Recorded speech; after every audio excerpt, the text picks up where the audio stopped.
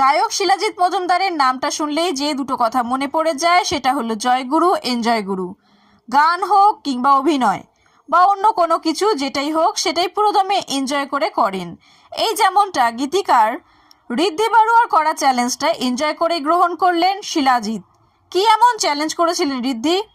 সম্প্রতি সোশ্যাল মিডিয়ায় ঋদ্ধি শরীরচর্চার একটি ভিডিও পোস্ট করেছিলেন, যেখানে তাকে মাথা নিচে আর পা উপরে করে গোটা দেহটি শূন্যে ভাসিয়ে দিতে দেখা যায়। পাপ করলে পাপের প্রায়শ্চিত্ত করতে হয়, এই ক্যাপশনে ভিডিওটি পোস্ট করে শিলাজিৎকে চ্যালেঞ্জ ছুড়ে দিয়েছিলেন ঋদ্ধি। গায়কও চ্যালেঞ্জ গ্রহণ করে সেটা করে দেখান।